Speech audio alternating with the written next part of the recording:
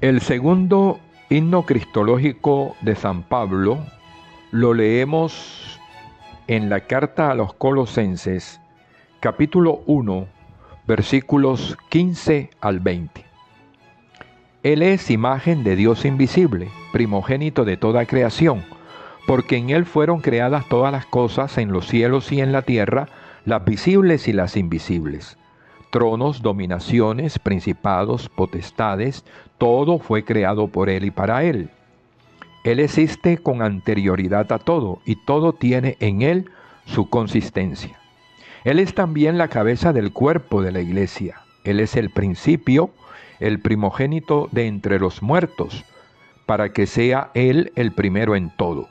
Pues Dios tuvo a bien hacer residir en Él toda la plenitud, y reconciliar por Él y para Él todas las cosas, pacificando mediante la sangre de su cruz los seres de la tierra y de los cielos. El apóstol Pablo y su compañero de misión Timoteo escribieron esta carta a la iglesia de Colosas, una pequeña ciudad en Asia Menor, actual Turquía. Se presentan graves problemas de doctrina en la comunidad, y Pablo escribe esta carta para ayudar a los cristianos colosenses a disipar dudas y definir la verdadera doctrina ante las falsas enseñanzas que se difunden y amenazan la fe auténtica de los cristianos. Pablo quiere asegurarse primero que los colosenses comprendan la verdadera naturaleza y la misión de Cristo. Por eso Pablo inicia su carta con este himno cristológico, donde el apóstol presenta a Cristo superior a las cosas y a los ángeles. Cristo es la imagen del Dios invisible, el primero de la creación, el creador de todas las cosas, la cabeza del cuerpo que es la iglesia, el reconciliador de las cosas. Pero vamos por parte, porque la doctrina cristológica de este cántico es muy amplia. El versículo 15 proclama, el cual es la imagen del Dios invisible. El apóstol se refiere al Hijo amado. Es el Hijo de Dios, que es la imagen, en griego eikon. Ya Jesús lo había dicho ante la solicitud de Felipe. El que me ha visto a mí, dijo Jesús, ha visto al Padre. Juan 14:9. El término imagen, en griego eikon, está también en la segunda carta a los Corintios, capítulo 4, versículo 4, donde dice que Cristo es la imagen de Dios. Hebreos 1:3 usa también la palabra carácter para hablar de Cristo, una palabra parecida a la que usa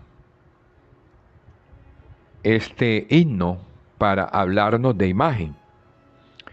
Algo parecido encontramos en el prólogo del Evangelio de San Juan, donde el apóstol habla de que fue hecho carne y habitó entre nosotros y vimos su gloria.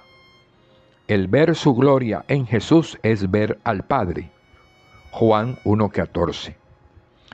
El versículo 15 agrega el primogénito de toda la criatura. En la cultura religiosa de Israel, el primogénito ocupaba un lugar especial.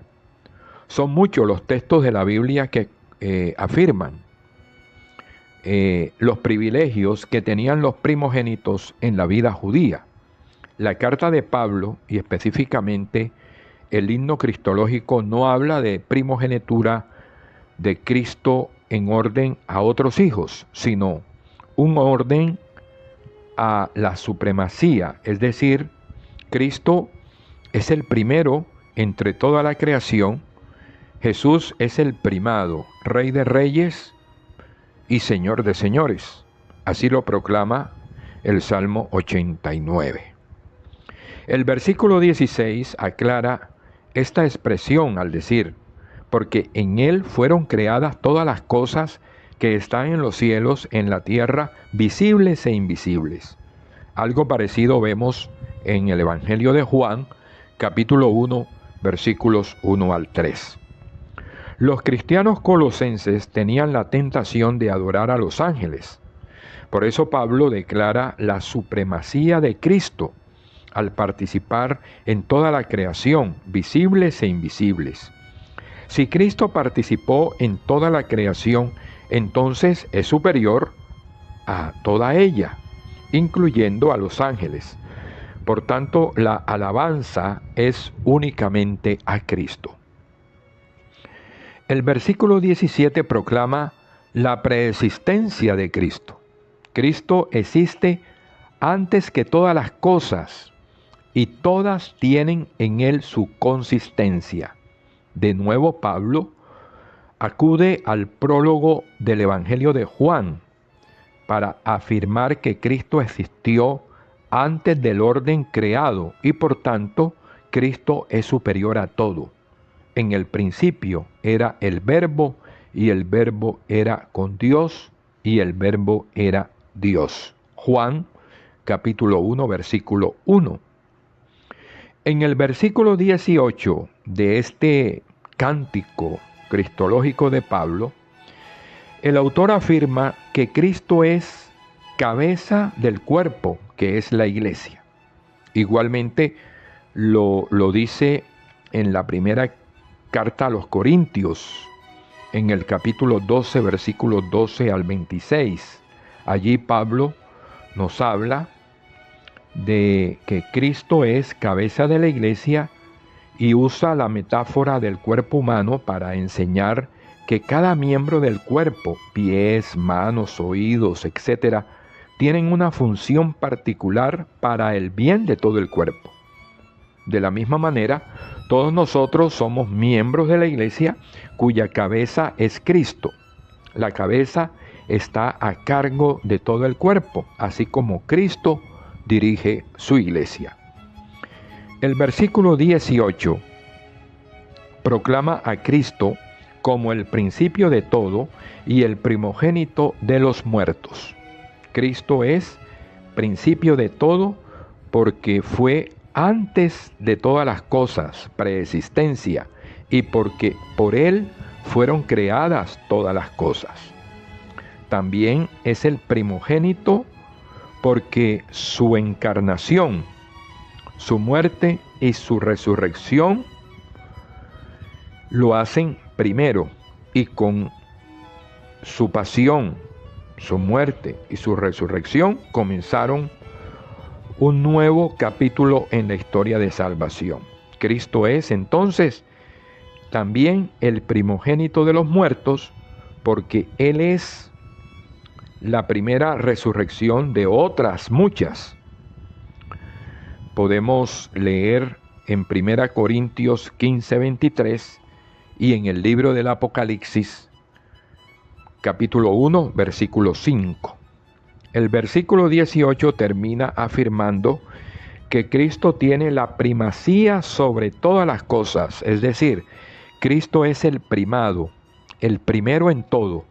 Esta verdad doctrinal la proclama también el primer himno cristológico de Pablo en Colosenses 2, 6, 11. Cristo fue primero en servicio y sacrificio, ahora es el primero en ser honrado.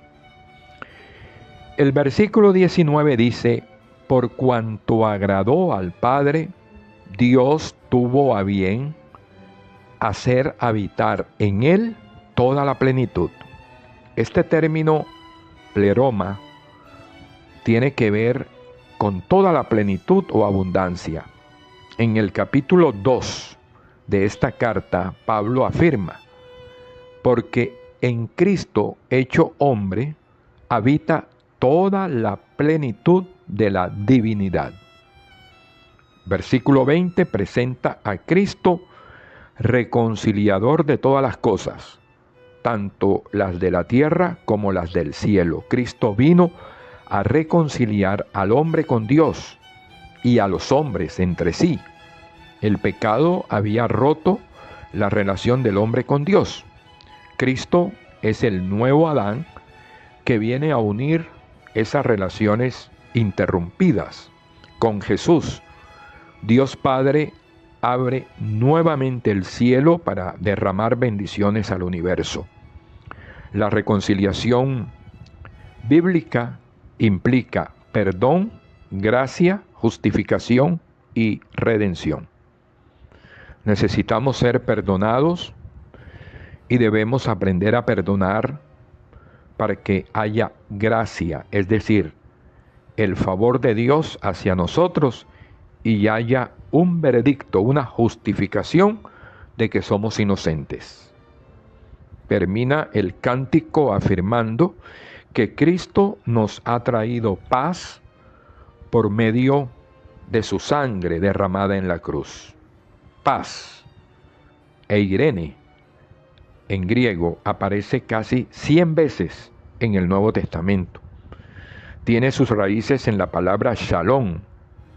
Cristo, a través de su sangre y su cruz, ha establecido la paz entre Dios y las naciones.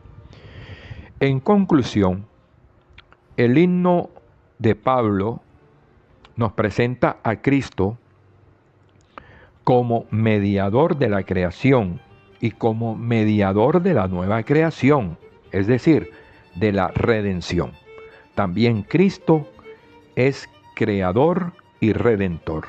En el himno se subraya la preexistencia de Cristo, su misteriosa pero real participación en la primera creación, su triunfo sobre la muerte y su papel en la reconciliación del universo.